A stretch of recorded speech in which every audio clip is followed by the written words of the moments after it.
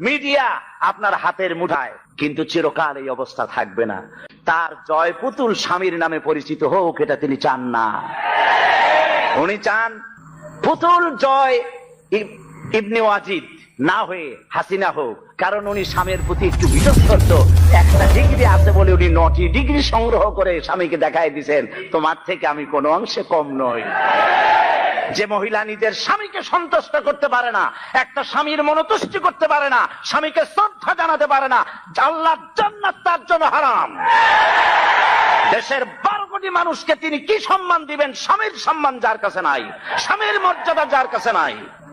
সুতরাং আজকে টেলিভিশনে যতই বক্তৃতা করেন, টেলিভিশন আজকে আপনার মিডিয়া আপনার হাতের মুঠায়, কিন্তু চিরকাল এই অবস্থা থাকবে না। পণ্ডিত জওয়াহরলাল নেহেরু একবার পাগলা গারদে গিয়েছিলেন, কি বলে এটাকে, মেন্টাল হসপিটাল। তো পাগলেরা পণ্ডিত নেহেরুকে দেখছে মাথায় কেস্টে টুপি, শেরওয়ানি, চশমা জামা, হাতে ছড়ি, দেখতে তো মানানসই সুপুরুষ। পাগলেরা বলছে তুমি কে গো? উনি বলছেন আমাকে চেনো নাই, আমি হচ্ছি ভারতের প্রধানমন্ত্রী পণ্ডিত জওয়াহরলাল নেহেরু। পাগলরা বলছে ও এই কথা। আমরা যখন এই পাগলা গারদে আসছিলাম, এই তোমার মতো এরকম লম্বা লম্বা কথা আমরাও বলেছি, থাকো কিছুদিন আমাদের সাথে, তোমার মাথাও ঠান্ডা হয়ে যাবে। সুতরাং মাথা তো এখন খুব গরম, যার জন্য গরম গরম কথা বলছেন। ত্রাণ সাহায্য দিতে যায় আর আপনি বলেন ওরা নাটক করে। বিরোধী দলের নেত্রী, দেশ নেত্রী বেগম খালেদা জিয়াকে ত্রাণ সামগ্রী বিতরণ করতে না দিয়ে এলাকার লক্ষ লক্ষ মানুষকে, বনি আদমকে বঞ্চিত করেছেন আপনি। এদেশের বর্ষিয়ান জননেতা যিনি রাজনীতি করেছেন আপনার বাবার সাথে, সেই পিতৃতুল্য মর্যাদা সম্পন্ন নেতা অধ্যাপক গোলাম আজমকে মিরপুরে ত্রাণ সামগ্রী বিতরণ না করতে দিয়ে গোলাম আজমের সাথে বেয়াদবি করেছেন। আপনার এই বেয়াদবির শাস্তি আপনাকে পেতে হবেই হবে।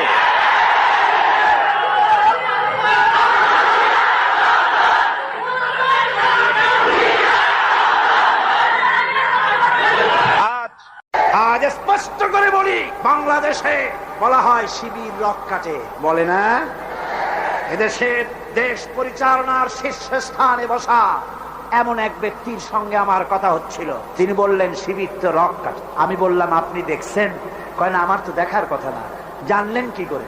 বলল যে পত্র পত্রিকায় লেখে, সব পত্রিকায় আসে সমানে রক কাটে। আমি বললাম পত্রিকার সকল কথা কি আপনি বিশ্বাস করেন? কয় সব পত্রিকায় লেখে, যখন বিশ্বাস না করে যাই কই। আমি বললাম তাহলে তো পত্রিকায় সব কথাও লেখে বর্তমান সরকার অযোগ্য, অথর্ব, অদক্ষ, দেশ চালাইতে পারে না, এটাও বিশ্বাস করেন? বেচারি আটকে গেল, জবাব দিতে পারলো না। এই কথাটা কেন মাথায় ঢোকে না? একটা মানুষের রক কাটা সহজ না গুলি করে মারা সহজ? কোনটা সহজ? যেখানে অস্ত্র পাওয়া যায়, লাখ লাখ অস্ত্র পাওয়া যায় চিরমানবের মতো, সেইখানে একটা মানুষ ঠাইসা ধরিয়া তার রক্তটা কাটতে তো সময় লাগে। সে চিৎকার মারতে পারে, লোকজন ডাকতে পারে, রক কাটতে কেন গুলি করে তোমার রিবেতে পারে? সুতরাং আসল কথা হলো, শিবিরের মতো একটা পবিত্র ছাত্র সংগঠন থেকে গোটা নতুন প্রজন্মকে মাহরুম করার জন্য এই অপপ্রচার শুরু হয়েছে।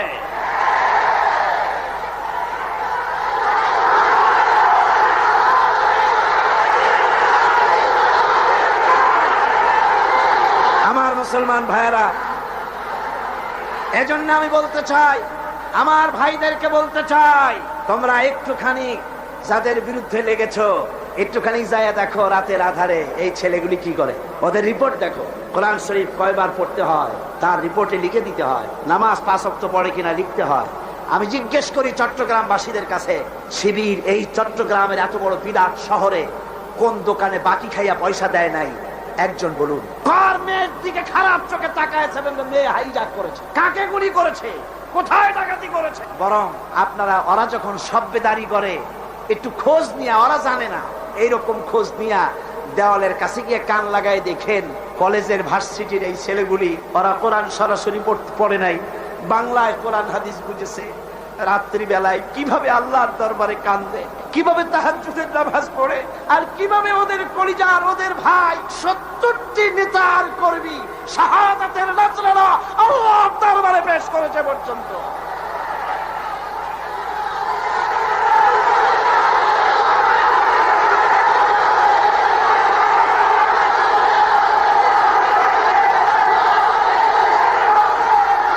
আজ আমি আমি আজ এই বিশাল জনসমুদ্রের পক্ষ থেকে বলতে চাই, চট্টগ্রাম বিশ্ববিদ্যালয়ের বাইরে একটা ছেলেকে কে বা কারা মারলো, সেই জন্য বিশ্ববিদ্যালয় বন্ধ করে দেওয়া হলো। কতদিন কেউ জানেন না? 2 মাস 14,000 ছাত্র ছাত্রীর ভবিষ্যৎকে অনিশ্চিত করে দেওয়া হলো। আমরা প্রতিটি হত্যার বিচার চাই, প্রতিটি হত্যার নিন্দা করি, কিন্তু কোন মন্ত্রীর কথা মতো বিশ্ববিদ্যালয় বন্ধ করে রাখা যাবে না। বিশ্ববিদ্যালয় কোন মন্ত্রীর শ্বশুর বাড়ির আবদার নয়, যৌতুক নয়।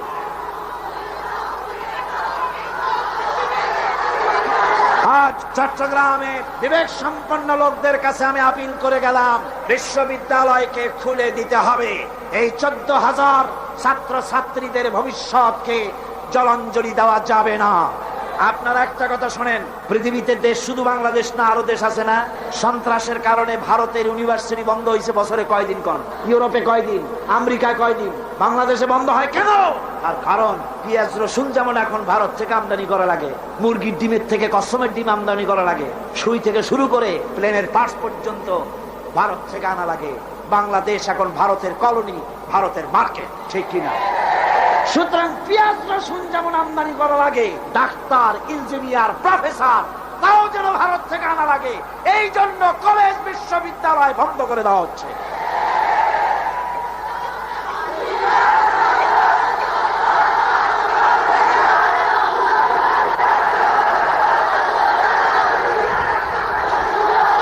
আমি তরুণদের, জওয়ানদের বলবো, বাংলাদেশকে সত্যি যদি ভালোবাসো তাহলে ভারতীয় মুক্ত বাজার অর্থনীতির নামে ভারতের সম্পদ দিয়ে যেভাবে ভারতীয় বাজার দিয়ে বাংলাদেশকে নষ্ট করা হয়েছে, এর প্রতিবাদে তোমাদেরকে রুখে দাঁড়াতে হবে। মুক্তিযোদ্ধাদেরকে বলবো, মুক্তিযোদ্ধারা তোমরা যারা জীবন দিয়ে, রক্ত দিয়ে এই ভূখণ্ডকে একটা সম্পূর্ণ বাংলাদেশে পরিণত করার জন্য জীবন আর রক্তের বিনিময় দেশ স্বাধীন করেছিলে, মনে রেখো, একটা দেশের নামের পরিবর্তনে বা সে দেশের পতাকার পরিবর্তনে দেশের মানুষের ভাগ্যের পরিবর্তন হয় না। মুক্তিযুদ্ধ করে দেশ স্বাধীন হয়েছে ঠিকই, কিন্তু দেশের মানুষের ভাগ্যের উন্নতি হয় নাই। মুক্তিযোদ্ধাদের বলবো, তোমরা আমাদের প্রিয় সন্তান, তোমাদেরকে আরেকটা যুদ্ধ করতে হবে। সেই যুদ্ধ করবা কোরআনের শাসনের জন্য।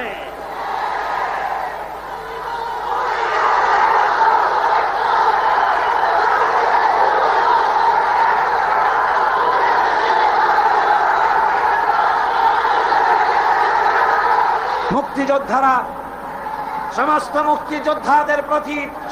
মুক্তিযোদ্ধাদের প্রতি আমার আবেগ ভরাই আবেদন রইল, বাংলাদেশকে ইসলামী শাসন প্রবর্তন করার জন্য আপনারা আপনাদের অবদান রাখুন।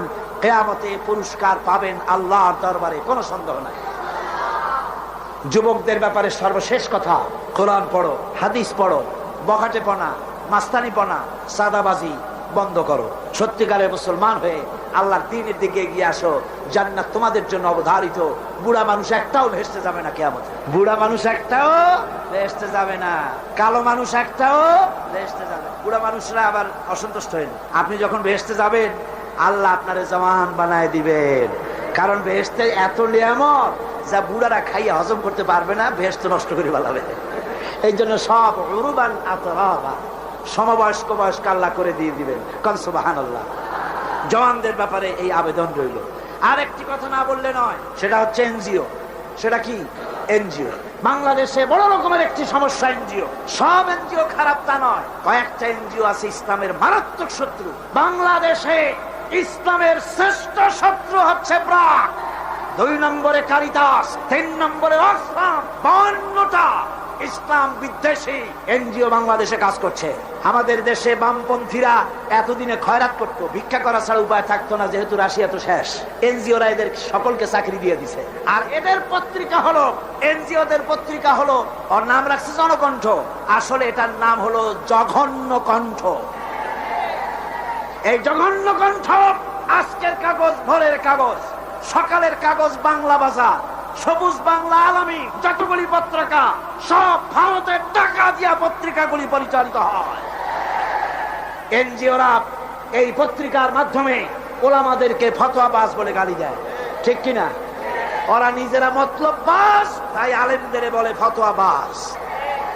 ওরা তুত গাছ লাগাইছে, জানেন তো তুত গাছ? বগুড়ায় গেলাম, ওরা কয় যে আলেমেরা সব তুত গাছ কাটছে।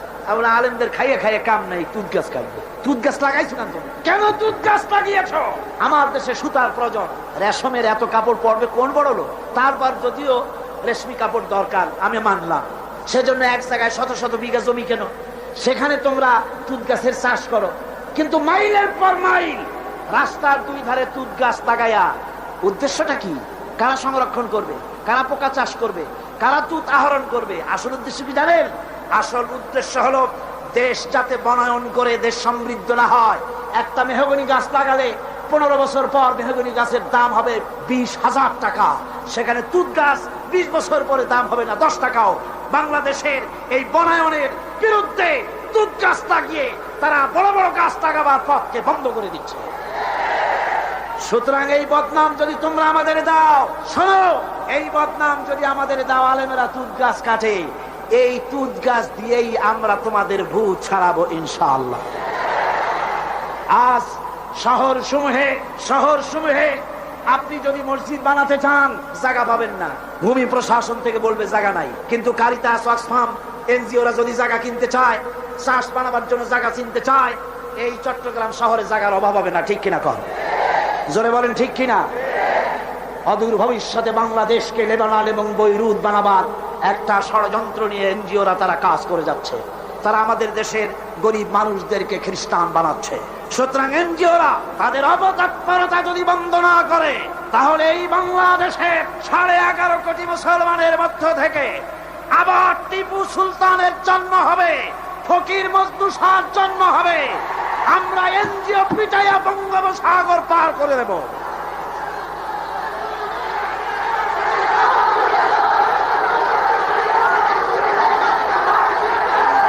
আমার মুসলমান ভাইরা, আমাদের দেশে সব এনজিও খারাপ তা কিন্তু আমি বলি নাই। 800 এনজিও কাজ করে, তার মধ্যে 600 এনজিও বাংলাদেশ বহু ভালো ভালো কাজ করে, আর বিদেশি 200-র ভিতরে 52টা এনজিও কাজ করে ইসলামের বিরুদ্ধে।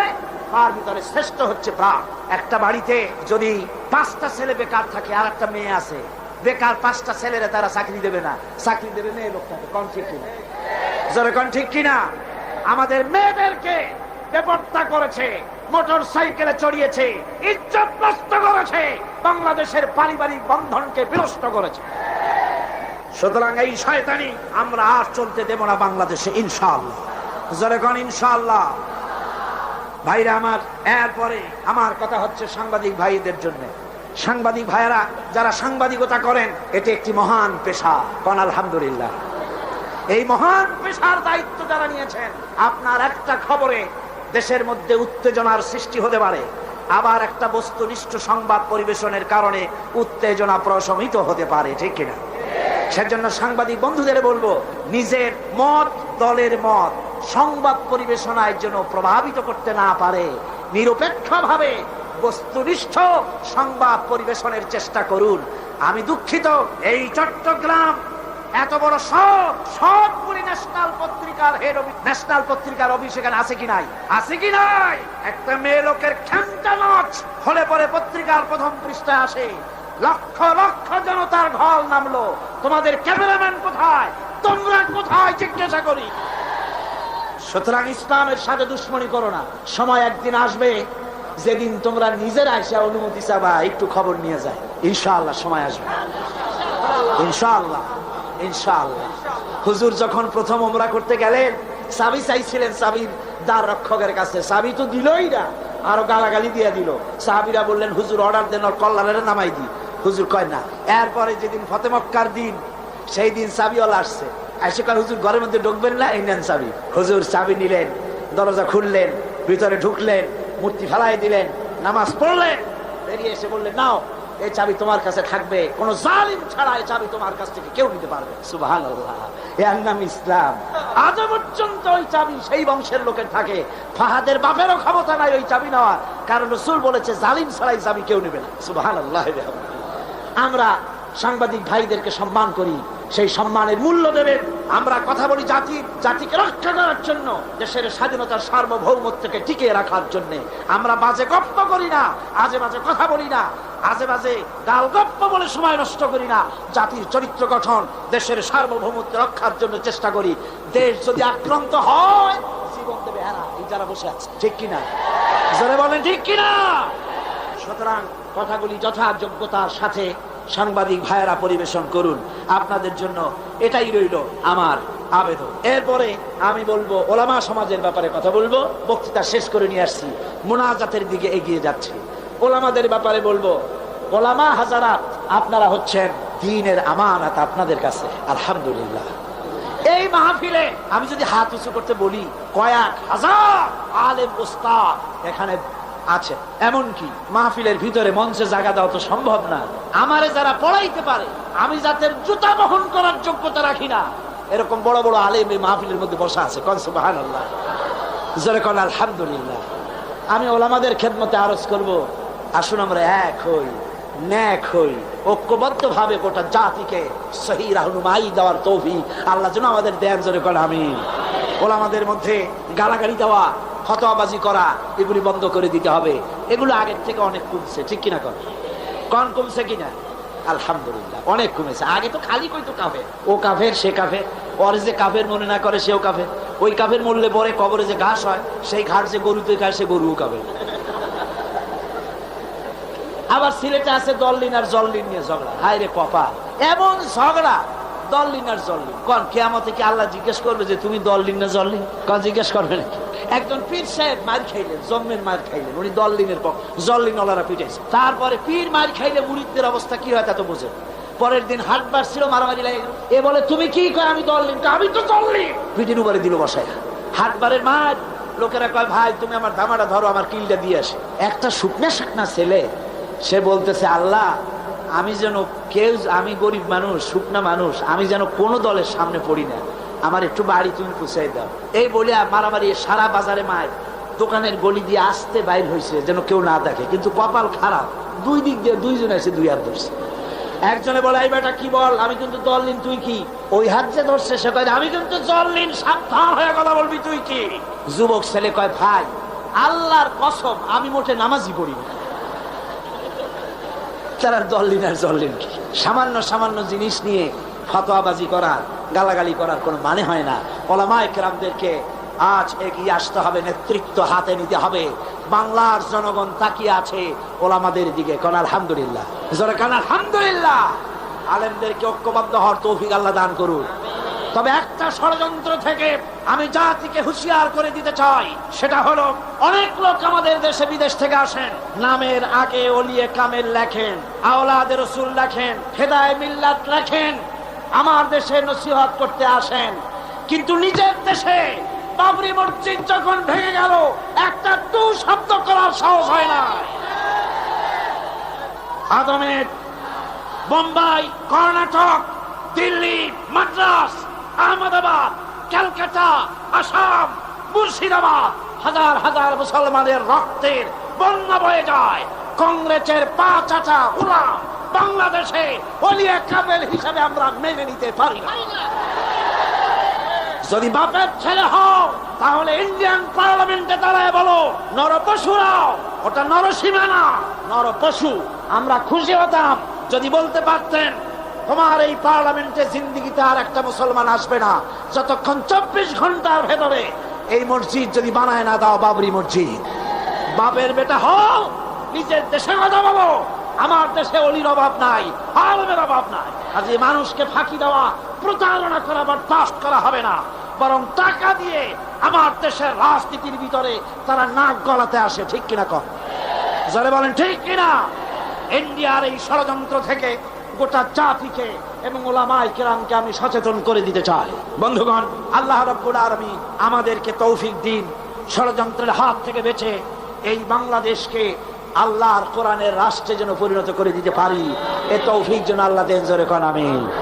এখন মোনাজাত হবে, মোনাজাতের জন্য দাঁড়ানো ভাইরা সবাই বসে পড়ো, যত মুসলমান আছেন সব বসে পড়ো, কেউ আর দাঁড়িয়ে থাকবেন না। মোনাজাত কেউ আর দাঁড়িয়ে থাকবেন না। প্রশাসনিক দায়িত্বশীল ব্যক্তিবর্গ যারা আছেন তাদেরকে অনুরোধ করব, ডিসি, এসপি, জজ, ম্যাজিস্ট্রেট, ডিএনও, এই ধরনের দায়িত্বশীল যারা আছেন তাদেরকে অনুরোধ করব, ইনসাফের উপরে ভিত্তি করে প্রশাসনিক দায়িত্ব পালন করবেন।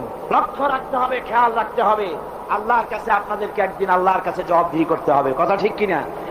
মন্ত্রী হন, প্রেসিডেন্ট হন, প্রশাসনে যারা আছেন হক বিচার করবেন, ন্যায় বিচার করবেন।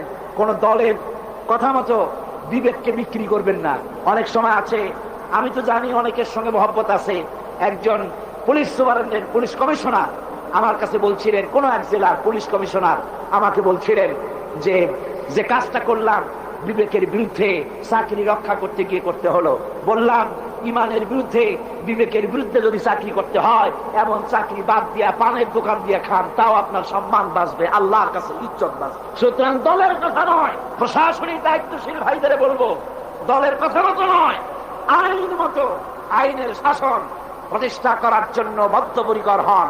কারো টেলিফোনে কোন হাইজাকার, কোন লুটেরা, কোন বদমাশ, কোন লুচ্ছা, কোন খুনিকে ছেড়ে দিবেন না, তাতে চাকরি যদি চলে যায় যেতে পারে। ঠিক কিনা? পুলিশ ভাইদের বলবো, আপনাদের বিরাট দায়িত্ব। পুলিশ ভাইরা, আপনাদের বিরাট দায়িত্ব। যে কোনো গভর্নমেন্ট আসুক, আপনাদের কাজের কোনো অভাব নাই, কষ্টটা আপনাদেরই বেশি হয় সব সময়। আপনারা ঘুষ বিবর্জিত জীবন যাপন করুন, মানুষের প্রতি ইনসাফ করুন। আল্লাহ রাব্বুল আলামিন আপনাদেরকে যারা পাহারা দেয়, আর মিডিয়া, পুলিশ যারা শান্তি শৃঙ্খলা এবং আইন শৃঙ্খলা পরিস্থিতি রক্ষার জন্য যারা পাহারা লাগায়, তাদের সম্পর্কে রাসূল বলেছেন, আল্লাহর নবী বলেন, মুসলিম দেশের সীমান্ত এলাকায় আইন শৃঙ্খলা রক্ষার জন্য যারা পাহারা লাগায় 1 ঘন্টা, তাহলে সারা রাত লাইলাতুল কদরে হাজর আসওয়াদের সামনে দাঁড়ায়া সারা রাত ইবাদত করলে যত সওয়াব পাওয়া যাবে, 1 ঘন্টা মুসলিম দেশের পাহারা দিলে সেই সওয়াব পাওয়া যায়। আপনাদের চাকরি, আপনাদের ইবাদত, হালাল রুজি খান, ঘুষকে শুকরের মাংসের মতো মনে করুন। হালাল রুজি খাইয়া নামাজ পড়ুন, 5 ওয়াক্ত ডিউটির ফাঁকে ফাঁকে 5 ওয়াক্ত নামাজকে আদায় করুন। মানুষের উপরে জুলুম করবেন না। অনেক ট্যাক্সিওয়ালা আছে, খামোখা ট্যাক্সি ট্রাক রাস্তায় ধরিয়া একেবারে অহেতু তার কাছ থেকে 5 টাকা 10 টাকা আদায় না করিয়া ছাড়ি না, বহুত কষ্ট দেয়, ওরা কষ্ট পায়, ওরা বদদোয়া করে। আপনি টাকা পেলেন ঠিক, কিন্তু ট্যাক্সিওয়ালা, রিক্সাওয়ালা বদদোয়া করলো, এই বদদোয়াটা লেগে গেল।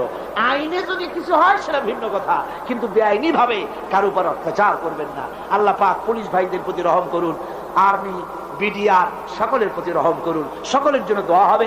এখন একটু ঘোষণা আছে, ঘোষণা শুনুন, তারপরে আমরা মোনাজাত করব।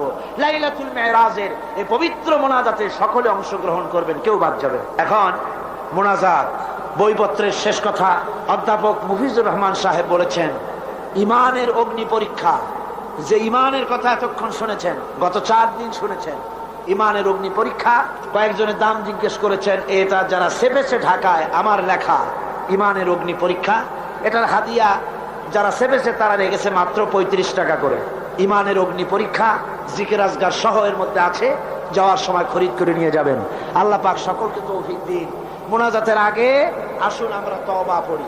সবাই পড়েন আউযু বিল্লাহি মিনাশ শাইতানির রাজীম। সব ভাই নামাজের কায়দায় বসেন, নামাজের কায়দায় বসুন, আর কিবলামুখী তো হয়েই আছে। আউযু বিল্লাহি মিনাশ শাইতানির রাজীম, বিসমিল্লাহির রহমানির রহিম, আস্তাগফিরুল্লাহ, আস্তাগফিরুল্লাহ, আস্তাগফিরুল্লাহ রাব্বি মিন কুল্লি যামবি ওয়া আতুবু ইলাইহি লা হাওলা ওয়ালা কুওয়াতা ইল্লা বিল্লাহিল আলিয়্যিল আযীম। আয় আল্লাহ তাআলা, আমি আর জীবনে কখনো শরীয়তের ওজর ছাড়া ফরজ নামাজ, ফরজ রোজা ছেড়ে দেব না। সবাই বলেন ইয়া আল্লাহ। এই মুহূর্ত থেকে মদ, জুয়া, মিথ্যা, সুদ, ঘুষ, জেনা, অশ্লীলতা, পাপাচার, মিথ্যা, অহংকার, সব রকমের কাবায়ের থেকে তোমার কাছে তওবা করতেছি। তওবা ইয়া রব্বি, তওবা ইয়া রব্বি, তওবা ইয়া আল্লাহ, তওবা ইয়া আল্লাহ, তওবা ইয়া আল্লাহ। লা ইলাহা ইল্লাল্লাহু মুহাম্মাদুর রাসূলুল্লাহ আশহাদু আল্লা ইলাহা ইল্লাল্লাহু ওয়াহদাহু লা শারীকা লাহু ওয়া আশহাদু আন্না মুহাম্মাদান আবদুহু ওয়া রাসূলুহু। আল্লাহুম্মা আমিন।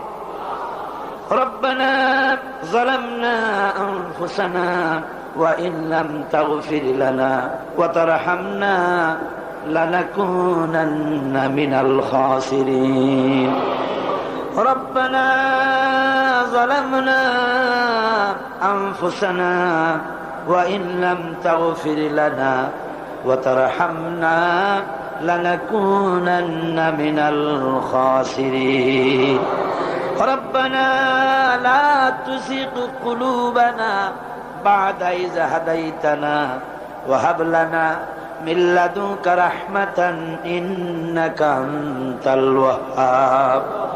রব্বুল আলামিন 5 দিন ব্যাপী কোরআন শরীফের তাফসীরের মাহফিলের আজকের এই শেষ দিনে গভীর রজনীতে কোরআনে কারীম সামনে নিয়া লক্ষ লক্ষ পুরুষ আর নারী একত্রিত হয়ে গুনার বোঝা মাথায় নিয়ে তোমার দরবারে হাত উঠাইছি। রব্বুল আলামিন, এই 5 দিনে আলোচনা করতে গিয়ে আমি মানুষ, বলার মধ্যে যদি কোনো ভুল করে থাকি আমি বিনীতভাবে তোমার কাছে মাপ চাই। আয় আল্লাহ, তোমার বান্দাদের দিল থেকে, স্মৃতি থেকে সে ভুল কথাগুলি মিটাইয়া দাও। আর হক কথা যা বলেছি আল্লাহ, তেলাওয়াত হয়েছে, দরুদ সালাম হয়েছে, আলোচনা হয়েছে, জিকির আজগার হয়েছে, সওয়াবটুকুন জনাবে মুহাম্মদুর রাসূলুল্লাহ সাল্লাল্লাহু আলাইহি ওয়াসাল্লামের রূহ মুবারকে পৌঁছায়া দাও। রব্বুল আলামিন, আদম আলাইহিস সালাম থেকে নিয়ে আজ পর্যন্ত পৃথিবীর মাটির নিচে যত মুমিন মুমিনাত শুয়ে আছে আল্লাহ সকলকে তুমি মাফ করে দাও। রব্বুল আলামিন, এই মুহূর্তে মনে পড়ে গেল আমাদের বাপজানের কথা, আম্মাজানের কথা মনে পড়ে গেল। রব্বুল আলামিন, আমরা আমাদের জনম দুঃখিনী মা যাদের হারায়া গেছে আল্লাহ, একটা অক্ষর মা আর সারা দুনিয়ার মধু এই একটা অক্ষরের ভিতরে, ওই মা যার বিদায় হয়ে গেছে আল্লাহ, কবরটার বেহেশতের বাগান বাড়াইয়া দাও। মায়ের বুকে চড়ে মায়ের দুধগুলো চুচে চুচে খেয়ে মাকে কষ্ট দিয়েছে। পৌষ মাসে মাঘ মাসে প্রস্রাব করে দিয়েছি, ভিজা জায়গায় মা নিজে শুয়ে কলিজার টুকরা সন্তানটাকে বুকের উপরে নিয়ে সারাটা রাত কাটাইয়া দিয়েছে। নিজে না খায়া ছেলের মুখে খাবার দিয়েছে। কান্না শুনলে পরে হাজারো কাজ ফালাইয়া রাখা, বাচ্চাকে কোলে নিয়ে শত চুমা দিয়া কান্না মুখে হাসি ফুটাইল যে মা। আল্লাহ, ওই মা যার বিদায় হয়ে গেছে আল্লাহ, কবরটারে বেহেশত বানাইয়া দাও।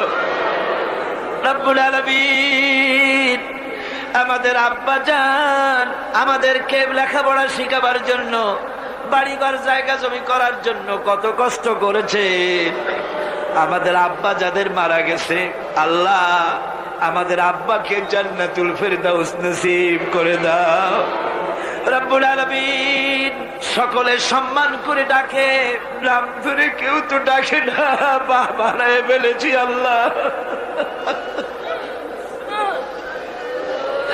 নাম ধরে ডাকে তো বাপে আর মায়। হায় আল্লাহ, আমাদের বাপজান আমাদের মা যাদের মারা গেছে কবরগুলি বেহেশত বানাইয়া দাও। রব্বির হামহুমা কামা রব্বায়ানি সগীরা। সবাই পড়েন, রব্বির হামহুমা কামা রব্বায়ানি সগীরা। আয় আল্লাহ, আমাদের আব্বা আম্মা যাদের বেঁচে আছে আল্লাহ, আমরা অনেক কারণে অনেক সময় খেদমত যেমনটি করা দরকার পারি না।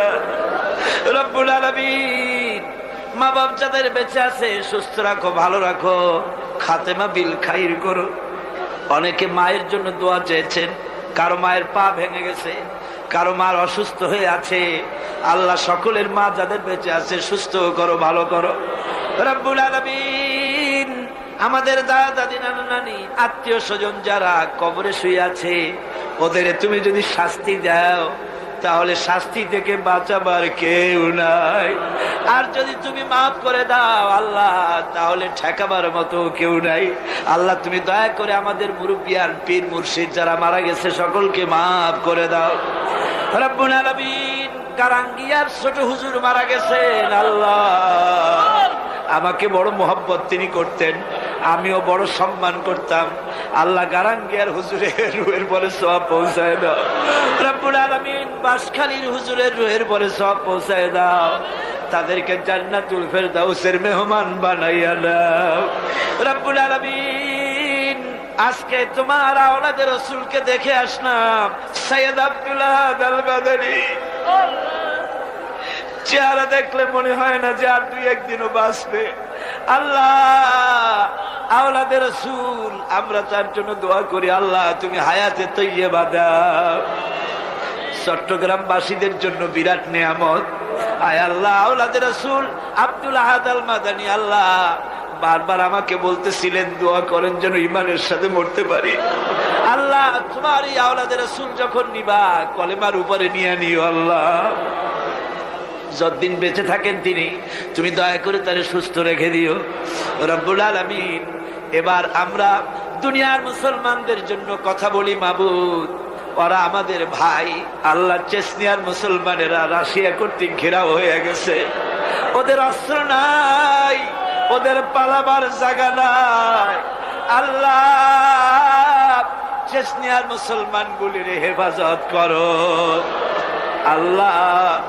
বসনিয়ার মুসলমানগুলি হেফাজত করো। মুসলমান মারতে মারতে শেষ করে দিল আল্লাহ, তুমি আমাদের উপরে রাগ করো না। আয় আল্লাহ কাশ্মীরের মুসলমানগুলি ভারতের জালিম সরকার মেরে মেরে শেষ করে দিল, আল্লাহ কাশ্মীরের স্বাধীন বানাইয়া দাও, বসনিয়ারে স্বাধীন বানাইয়া দাও, চেচনিয়ারে স্বাধীন বানাইয়া দাও, আলজেরিয়া স্বাধীন বানাইয়া দাও। সোমালিয়ার মানুষ না খেয়ে মরে গেল, আল্লাহ তাদের খাবার দাও। আল্লাহ আমাদের অনেক দোষ অনেক গুনাহ আছে, স্বীকার করি। আমরা নাফরমান তাও স্বীকার করি, আমরা গুনাহগার তাও স্বীকার করি, কিন্তু আল্লাহ আমাদের তো একটা ভালো পরিচয় আছে বাবু, সে ভালো পরিচয়টার দিকে একটু তাকাও। আমাদের ভালো পরিচয় হলো আমরা তোমার হাবিব মুহাম্মদ সাল্লাল্লাহু আলাইহি সাল্লামের উম্মত। আল্লাহ রব্বুল আলামিন, এবার আমরা নিজেদের কথা বলি। গুনাহ করে করে পিছনের জীবনটাকে নষ্ট করে ফেলেছি, গুনাহ ছাড়া কিছু নাই। লাফারবাড়ি করছি, কোন গুনাহ বাদ আছে যা করি নাই। আয় আল্লাহ কিয়ামতের দিন তুমি যদি জিজ্ঞেস করো যৌবনকাল কেমনে কাটাইছো, জবাব দেওয়ার পথ রাখি নাই। তুমি যদি জিজ্ঞাসা করো টাকা কামাই করেছো কোন পথে, জবাব দেওয়ার পথ রাখি নাই। তুমি যদি জিজ্ঞাসা করো খরচ করেছো কোন পথে, জবাব দেওয়ার পথ রাখি নাই। আল্লাহ গো, তো আমাদের কাছে তোমার যা দেনা ছিল তুমি সব শোধ করছো। আমাদের চোখ দিয়েছো, নাক দিয়েছো, কান দিয়েছো, বিবেক দিয়েছো, বউ দিয়েছো, বাচ্চা দিয়েছো, টাকা দিয়েছো, পয়সা দিয়েছো, যার যোগ্যতা রাখি না তাও দিয়েছো। তোমার দেনা তো তুমি শোধ করে দিয়েছো, কিন্তু বান্দা হিসাবে মনিবের যা পাওনা আছে আমরা তো কিছুই শোধ করতে পারি নাই। আয় আল্লাহ এই ঋণ শোধ করার একটাই পথ আছে, আল্লাহ আমাদের তুমি মাফ করে দাও। আল্লাহ আল্লাহ আল্লাহ তুমি একটু তোমার এই চট্টগ্রামের দিকে একটু তাকাও, তোমার আরশ থেকে একটু তাকাও, তোমার আরশ থেকে একটু তাকাও। তোমার বান্দা বান্দিরা কেমনে কান্দে দেখো। আমার ভাইরা মাথা নিচু করে কান্দেন, ভালো করে কাঁদেন, চোখের পানি ফেলার। রাসূলুল্লাহ বলেছেন জাহান্নামের আগুন 7টা দরিয়ার পানিতে নেবে না, চোখের পানিতে নিভে যায়। আল্লাহ জাহান্নামের আগুনে আমরা জ্বলতে পারবো না। আল্লাহ জাহান্নামের আগুন আমাদের জন্য তুমি হারাম করে দাও। রব্বুল আলামিন তুমি তাকাও, আয় আল্লাহ এইভাবে করে যদি মায়ের কাছে দাঁড়াইয়া যদি মা মা বলে কান্দাম, এমন নিষ্ঠুর মা কি আছে যে কোলে না নিয়ে পারত? আল্লাহ মায়ের চাইতে লক্ষ গুণে মায়া তোমার বেশি, আমাদের রহমতের কোলে উঠাইয়া নাও। রব্বুল আলামিন এই 5 দিনের তাফসীরের মাহফিলের যারা স্বেচ্ছাসেবক ছিল, রাত দিন খাইয়া না খাইয়া, রাত দিন জেগে জেগে কাজ করতে করতে চেহারাগুলি কালো হয়ে গেছে। আল্লাহ এই স্বেচ্ছাসেবক গুলির জন্য জাহান্নাম হারাম বানাইয়া দিও আল্লাহ।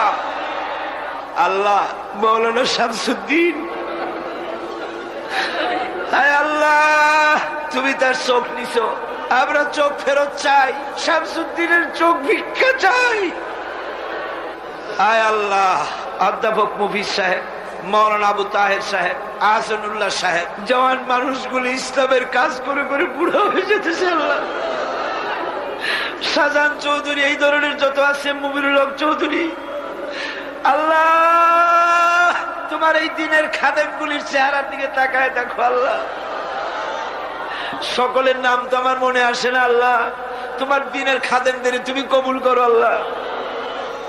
রব্বুল আলামিন লাইলাতুল মেরাজ, মেরাজের রাত্রে বড় আশা করে কোরআন শরীফ সামনে নিয়া তোমার দরবারে হাত তুলেছি আল্লাহ, তুমি আমাদের খালি হাতে ফিরাইয়া দিও না। যত মা বোন এসেছেন আল্লাহ, মা বোনদেরকে পর্দায় থাকার তৌফিক দাও, ব্যাধি থাকলে মাফ করে দাও, স্বামীর নির্যাতন থাকলে আল্লাহ ভালোবাসায় পরিণত করে দাও, নিঃসন্তানীকে সন্তান দান করে দাও। মা বোন যারা এসেছেন খাদিজার মতো, ফাতেমার মতো বানাইয়া দাও। রব্বুল আলামিন এই বাংলাদেশে কোরআনের শাসন চালু হয়েছে, একটা বারের জন্য দেখার তৌফিক দিয়া দাও।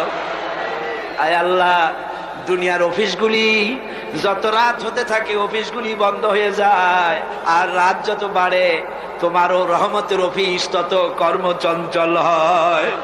আয় আল্লাহ এখন রাত দুপুর হয়ে এসেছে, তোমার রহমতের দরজাগুলি খোলা হয়ে গেছে আল্লাহ, রহমতের নজর দিয়া তাকাও।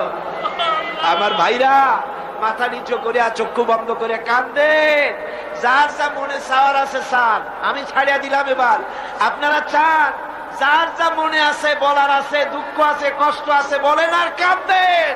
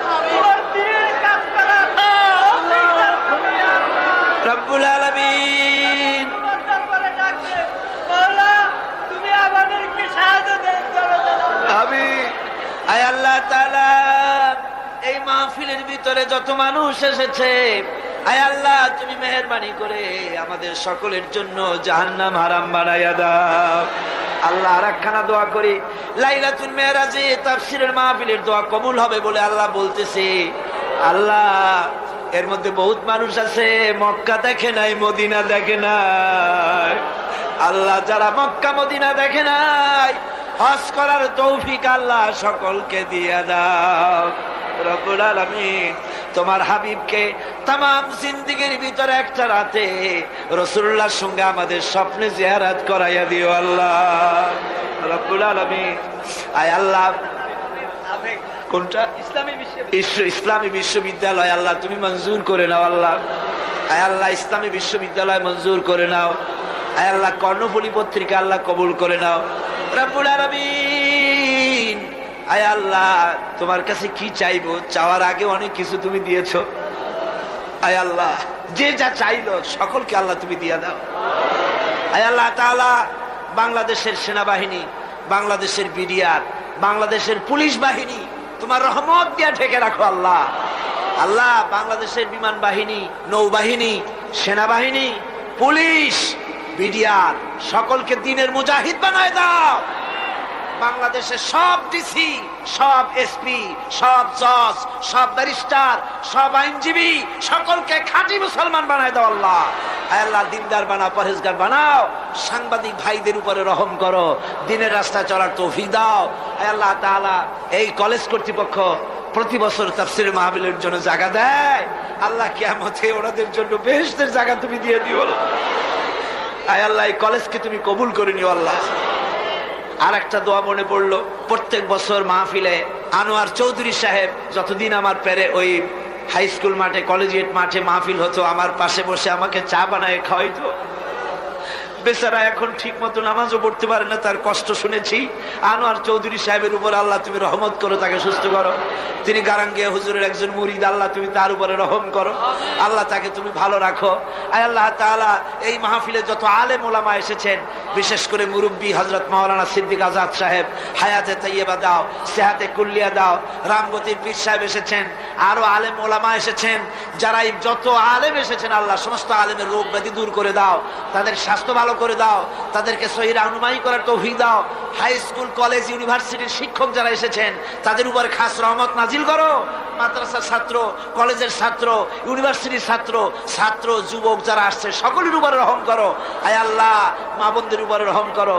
আয় আল্লাহ কেউ যেন এই মাহফিল থেকে কেউ যেন খালি হাতে ফেরত না যায়, রহমত দিয়া সকলের হাত ভরে দাও। বাইতুল শরীফের পীর সাহেবের জন্য দোয়া করুন, তিনি অসুস্থ, ডায়াবেটিসে ধরেছে, আল্লাহ যেন তাকে স্বাস্থ্য ভালো রাখেন, সুস্থ রাখুন, ভালো রাখেন, তাকে দিয়ে যেন আল্লাহ দ্বীনের খেদমত নেন। আল্লাহর যত হক্কানি ওলি আছে, বুজুর্গ আছে, সকলের উপর আল্লাহ তোমার রহমত নাজিল করো। জেলখানার ভিতরে যারা মজলুম আছে আল্লাহ তাদেরকে তুমি রহম করো আল্লাহ। অনেকে আহত আছে, যারা শহীদ হয়েছেন সকলের প্রতি আল্লাহ তুমি রহম করো। আমি এখন আমার নিজের জন্য আপনাদের কাছে একটা কথা না বলে পারি না। আমার নিজের জন্য একটা কথা আমি বলি, সে কথাটা হলো বিগত 14-15 বছর পর্যন্ত আমি ডায়াবেটিক পেশেন্ট। এই রোগ হলে পরে নানান রকমের বড় বড় রোগ শরীরে আসে। আমি আপনাদের কাছে দোয়া চাই, কোরআনে কারিমের যে খেদমতটুকুন করার তৌফিক আল্লাহ দিয়েছেন, আমার এই রোগ যেন এই পথে আমার বাধা না দেয়। এই কোরআনের খেদমত যেন মৃত্যু পর্যন্ত করতে পারি।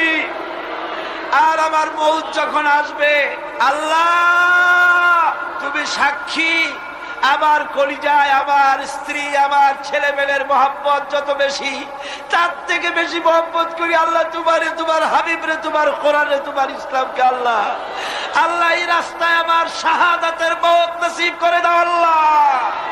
আয় আল্লাহ আমার শাহাদাতের মওত নসিব করে দাও আল্লাহ। এই স্কুল, কলেজ, ইউনিভার্সিটিতে শিবিরের ছেলে মেয়েগুলি যে কাজ করে ওদের বাড়তে বাড়তে শেষ করে দিল আল্লাহ। আল্লাহ শহীদ গুলিকে জান্নাতুল ফেরদাউসে জায়গা দিয়ে দিও। ওদের সাথে যারা শত্রুতা করে আল্লাহ তাদেরকে ওদের বন্ধু বানিয়ে দিও। বাংলাদেশ কোন দিকে যাচ্ছে আমরা বুঝতে পারতেছি না আল্লাহ, বাংলাদেশে একটা শান্তিপূর্ণ সমাধান করে দাও আল্লাহ। আল্লাহ আমাদের সকলের দোয়া কবুল করো, সকলের দোয়া কবুল করো। এবার সকলে আকাশের দিকে দুটি হাত উঁচু করে দেন, আল্লাহরে ডাকেন, আল্লাহরে ডাকেন, কান্দেন বাইরা, কান্দেন। আর কাঁদবেন কবে? আজই তো কান্দার দিন। দুটি হাত আকাশের দিকে তুলে বলেন ইয়া আল্লাহ, বলেন ইয়া আল্লাহ, ইয়া আল্লাহ, ইয়া রহমান, ইয়া রহিম, ইয়া হাইয়্যু, ইয়া কাইয়্যুম, ইয়া আল্লাহ, আল্লাহ, ইয়া আল্লাহ। আমাদের কান্নার আওয়াজ মদিনায় পৌঁছায় দে খোদা।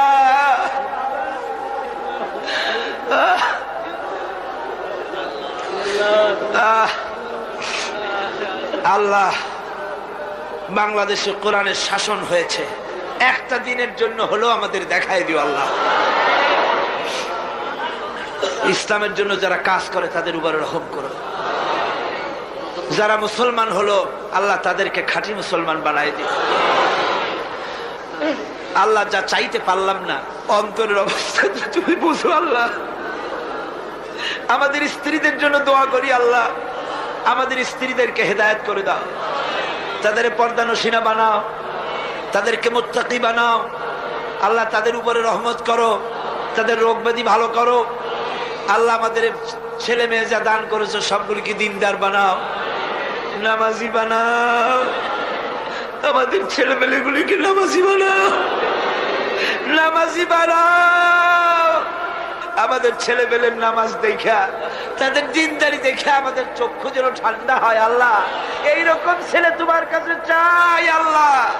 আল্লাহ, আজকের দোয়া ফিরাইয়া দিও না বাবু। আমরা এই বিশ্বাস নিয়ে হাত নামাচ্ছি, যা বলছি সব তুমি কবুল করেছো। ربنا تقبل منا إنك أنت السميع العليم وتب علينا إنك أنت التواب الرحيم سبحان ربك رب العزة عما يصفون وسلام على المرسلين الحمد لله رب العالمين واجعل آخر كلمتنا عند الموت لا إله إلا الله محمد رسول الله السلام عليكم ورحمة الله। এরপরে আল্লাহ পাক বলছেন وآتاكم من كل سألتموه وإن تعدوا نعمة الله لا تحصوها إن الإنسان لظلوم كفار। আল্লাহ পাক বলেন, তোমাদের প্রতি আল্লাহ পাকের দয়া, তার রহমত, তার করুণা এত বেশি, তোমাদের সকল চাহিদা তিনি পূরণ করেছেন, কোনো চাহিদা বাকি রাখেন নাই। আমাদের চাওয়ার আগে আমাদের যা কিছু প্রয়োজন আল্লাহ রাব্বুল আলামিন সব সাপ্লাই করেছেন। যেরকম সুবহানাল্লাহ। ওই আল্লাহ পাক বলেন ওয়া ইন তাউদ্দু নি'মাতাল্লাহি লা তুহসুহা। বান্দারে, আমার নিয়ামত যদি গণনা করো, গুনতে গুনে গুনে গুনে আমার নিয়ামতকে গুনে শেষ করতে পারবা না। এত অসংখ্য নিয়ামত ছড়িয়ে ছিটিয়ে রেখেছি বিশ্ব জুড়ে, সর্বত্র সব জায়গায় আমার করুণার ছোঁয়া তোমার চোখের সামনে পড়বে। আল্লাযী জাআলা লাকুমুল আরদা মাহদাও وجعل لكم فيها سبلا لعلكم تهتدون। আল্লাহ পাক যিনি জমিনকে, এই পৃথিবীকে তোমাদের জন্য বিছানার মতো বিছায় দিয়েছেন, আর বিচরণের জন্য সমতল পথ তৈরি করে দিয়েছেন। এই পৃথিবীটা তোমার জন্য কি সুন্দর করে আল্লাহ পাক একটা গালিচার মতো করে বিছায় দিয়েছেন, সবুজ ঘাস তাতে রয়েছে। এই পৃথিবীর মাটি আল্লাহ পাক মানুষের জন্য কি সুন্দর ঘাটিতে পরিণত করে দিয়েছেন। এই মাটির আল্লাহর রহমতটা দেখুন, একদিকে মাটি নরম, আবার এমন নরম নয় যে 10 তলা 20 তলা 50 তলা বিল্ডিং করলে পরে এর ভারের চোটে ভিতরে ঢুকে যাবে, এরকম নরম নয়।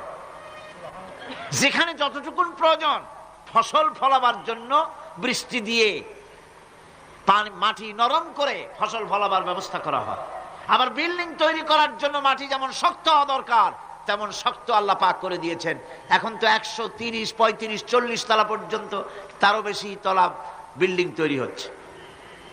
আমি 135 পর্যন্ত উঠেছি আমেরিকায়, 135 তলা বিল্ডিং। এটা উঠতে 39 সেকেন্ড লাগে মাত্র। এখন এদের লিফটটা কি পাওয়ারফুল চিন্তা করেন, সা করে একটা শব্দ হয় আর আপনি দেখছেন যে 135 তলার ছাদের উপর উঠে গেছে। নিচের দিকে তাকাইলে মানুষগুলো ছাগলের ছাওয়ার মতো এতটুকু এতটুকু দেখা যায়, গাড়িগুলো পিঁপড়ার মতো দেখা যায়। এগুলি নতুন নতুন প্রযুক্তির মাধ্যমে তৈরি করা হচ্ছে। এখন এই বিশাল বিল্ডিং, এত ওজন, এই ওজন ধারণ করার জন্য মাটিকে আল্লাহ পাক ভারসাম্য, শক্তির ভারসাম্য দান করেছেন। এটাকে আল্লাহ পাক নরমও করেছেন, আবার শক্তও করেছেন। এই মাটি, এই পৃথিবী আমাদের জন্য বিশাল এক নিয়ামত আল্লাহ পাক করে দিয়েছেন, ফসল ফলাবার জন্য, চলাফেরার জন্য। আবার এই মাটি যেন আপনাকে নিয়ে নড়াচড়া করতে না পারে। মাঝে মাঝে ভূমিকম্প হয় না? পৃথিবীতে ভূমিকম্প জোন যেগুলি আছে সেগুলি হচ্ছে Japan, China, turkey, Iran, America, এরকম বিভিন্ন দেশে ভূমিকম্পের জোন, এগুলি ভূমিকম্প এলাকা। আমাদের এসব দেশে ভূমিকম্প কম হয়, তবে ইদানিং একটু একটু শুরু হয়েছে। আল্লাহ যেন এই ভূমিকম্পের গজব থেকে আমাদেরকে বাঁচান। এত আস্তে আমিন বললেন কেন? আল্লাহ পাক কি প্রচন্ড ক্ষমতার মালিক। তিনি রহমত করে এই জমিনকে সুন্দর স্থিতি স্থাপক, একটা স্থিতিশীলতা করে দিয়েছেন। এই পৃথিবী যেন আমাদের নিয়ে নড়াচড়া করতে না পারে, সেজন্য আল্লাহ পাক পাহাড় সৃষ্টি করেছেন। চট্টগ্রামে পাহাড় আছে না? রাঙামাটি, খাগড়াছড়ি, বান্দরবান পাহাড় আছে না? আছে। লোকেরা এই পাহাড়ের উপকারিতা বোঝে না, সমানে পাহাড় কাটে। যারা পাহাড় কাটেন তারা আত্মঘাতী কাজ করেন, তারা পৃথিবীর মানুষের ক্ষতি করেন। পাহাড় আল্লাহ পাক তৈরি করেছেন। আল্লাহ কোন জিনিস খেলতামাশার জন্য তৈরি করেন নাই। গতকাল এই আয়াতটি আমি পড়েছিলাম,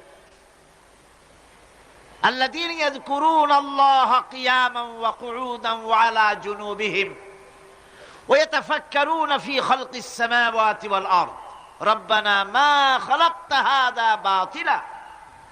নিরর্থক করে আল্লাহ পাক কোন জিনিসকে তৈরি করেন নাই।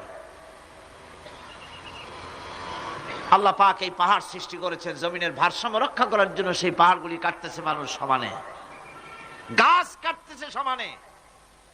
এতে করে প্রকৃতির ভারসাম্য নষ্ট হয়ে যাচ্ছে। এগুলি সব আল্লাহ পাকের রহমত, সবগুলি আল্লাহ পাকের নিয়ামত। খালি খালি আল্লাহ কিচ্ছু তৈরি করেন নাই। ব্যাংকগুলারে জনমের মতো খাইয়া ব্যাঙের ব্যবসা করে, চীনের কাছে ব্যাংক বিক্রি করে এখন বাংলাদেশ মহাবিপদে পড়েছে। এখন ব্যাংক কোথায় পাওয়া যায় তাই তালাশ করে, কারণ এই ব্যাঙের উপকারিতা আগে জানা ছিল না। এত কীটনাশক ওষুধ ছড়ানো লাগতো না। কীটনাশক ওষুধ ছড়িয়ে জমিনের উর্বরা শক্তির 12টা বাজানো হচ্ছে। আল্লাহ পাক আপন কুদরতে, আপন রহমতে অসংখ্য ব্যাংক তৈরি করে দিচ্ছে, যাতে করে অতিরিক্ত পোকামাকড় গুলি এরা ধরে ধরে খাইয়া ফেলে। আল্লাহ পাকের এগুলি কিভাবে নষ্ট করা হলো। আর এখন কীটনাশক ওষুধ দিয়ে সর্বনাশ করা। আর কীটনাশক ওষুধ আনা হচ্ছে ভারত থেকে, ইন্ডিয়া থেকে। ভারত থেকে কীটনাশক ওষুধ আর সার জানা হচ্ছে, তা দিয়ে বাংলাদেশের মাটির উর্বরা শক্তি আরো নষ্ট হচ্ছে।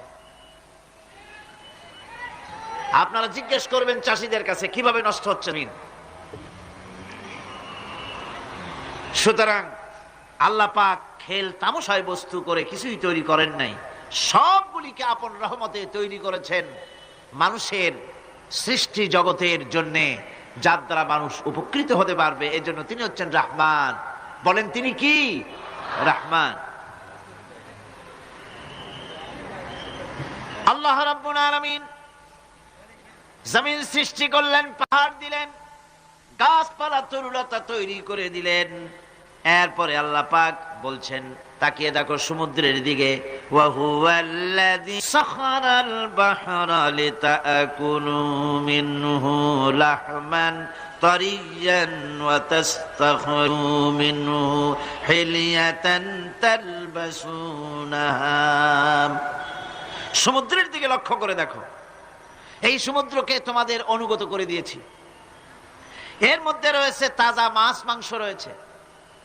এর ভিতরে রয়েছে তোমাদের পরিধানের অলংকার আদির জন্য মূল্যবান সম্পদ রাখা হয়েছে সমুদ্রের মধ্যে।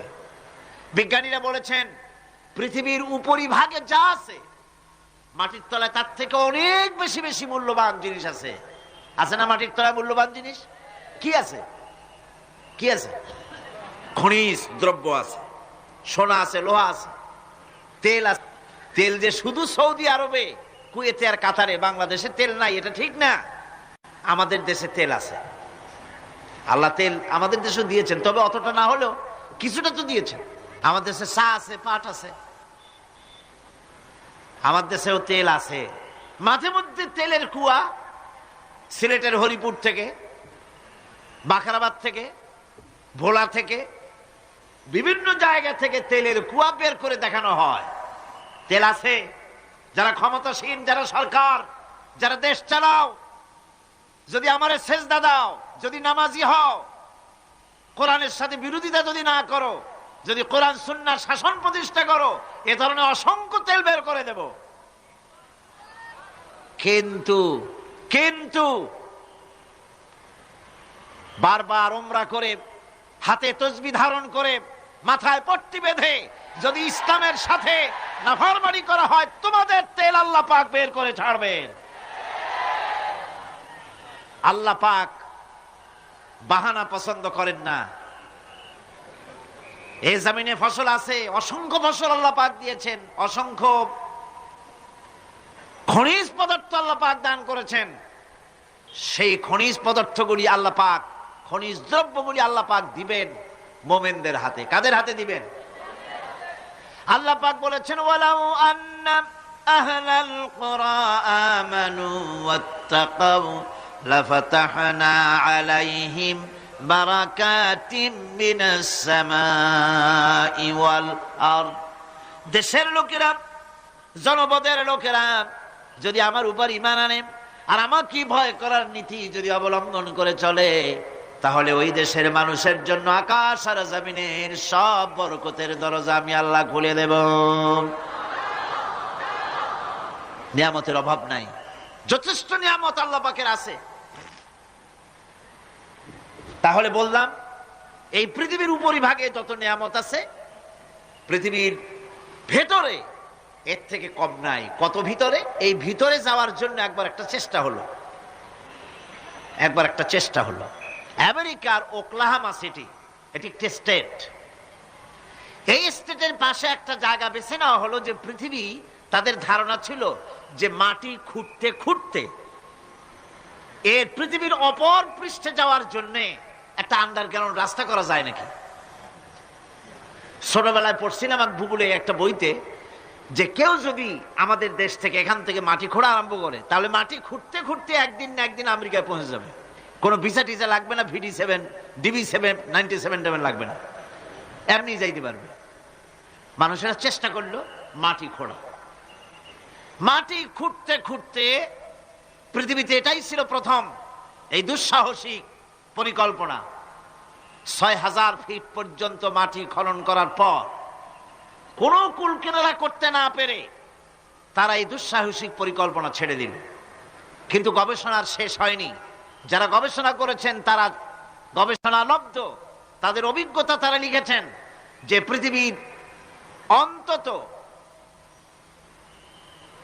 180 মাইল গভীর পর্যন্ত তাদের একটা আইডিয়া হয়েছে যে পৃথিবীর মাটির নিচে অসংখ্য খনিজ দ্রব্য রয়েছে, অসংখ্য নিয়ামত এই পৃথিবীর মাটির ভিতরে আল্লাহ পাক লুকায় রেখেছেন। ওর তলায় কি আছে বিজ্ঞানীদের মাথায় এখনো ঢোকে নাই। এই পৃথিবীর উপরে যা আছে ভেতরের থেকে আল্লাহ পাক বেশি রেখেছেন। এরপরে সমুদ্রের ভয়াল দৃশ্য দেখলে পরে মানুষের কলিজা ভীত, প্রকম্পিত, সন্ত্রস্ত হয়ে যায়। কথা ঠিক কিনা? যত বড় বাহাদুর হোক, সমুদ্রের ঢেউর মধ্যে যদি পড়ে, বাহাদুরি আর থাকে না। ঠিক কিনা কন? যতই বড় আল্লাহ নাই, কিন্তু সমুদ্রে গেলে আর অসুবিধা হয় না। সমুদ্রের ঢেউয়ের মধ্যে যখন মানুষ পড়ে, আল্লাহ পাক বলেছেন দাল্লা মান তাদউনা ইল্লা ইয়াহু, একমাত্র আল্লাহ ছাড়া সবাই কি ভুলে যায়। আমি দেখেছি সমুদ্রের দরিয়ার ভিতরে ঢেউ যখন শুরু হয়, অমুসলিমরা পর্যন্ত তাদের ভাষায় স্রষ্টাকে যা বলে সে নাম ভুলে গিয়ে সকলের মুখ থেকে বেরোয় আল্লাহ আল্লাহ আল্লাহ। আল্লাহ বাঁচাও।